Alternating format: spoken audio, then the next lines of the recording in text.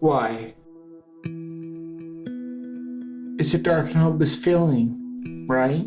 There is no scientific evidence that remyelination can be achieved in multiple sclerosis. But I know that remyelination can happen.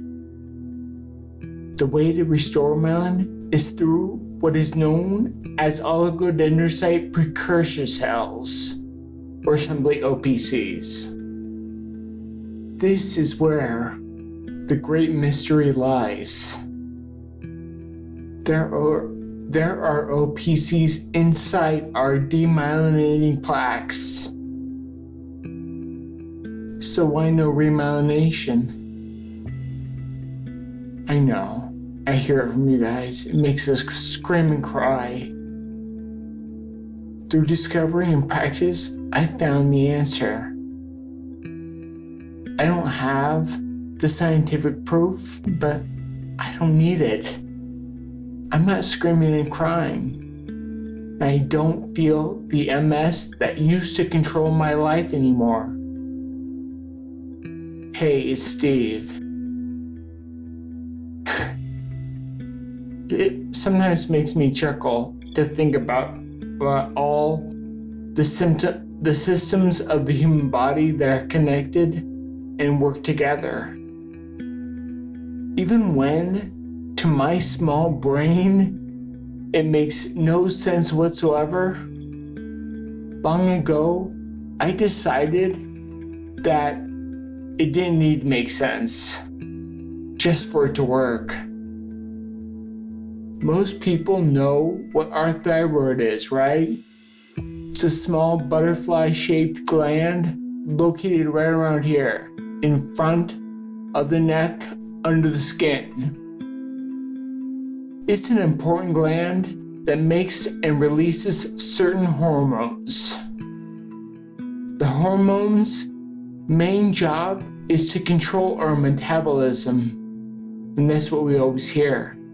But there are other things that it does, even though that is the common function of the gland. Thyroid hormone is directly responsible for myelination. Do you want me to explain how I know this works? I already said, through discovery and practice. Let me go into detail. I already told you that the thyroid produces hormones.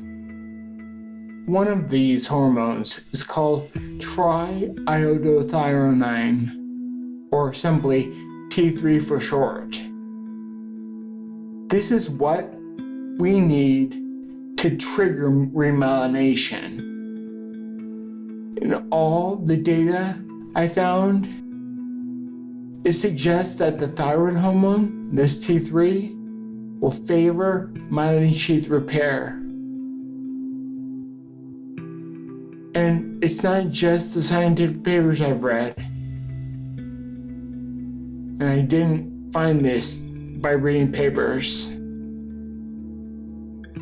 Every morning, anywhere between an hour and a half to 2 hours after eating my one meal a day, I found this is the crucial time. You don't want to take the thyroid hormones too quickly after you eat, because iodine competes with calcium, and calcium always wins out. But waiting between an hour and a half to 2 hours works. I stir 4 drops of glucose iodine solution into 8 ounces of water. Then I drink it. That doesn't sound too hard, does it? And glucose isn't expensive. This is how I practice it. You'll learn that you need to start practicing it as well. And then you'll start restoring your myelin.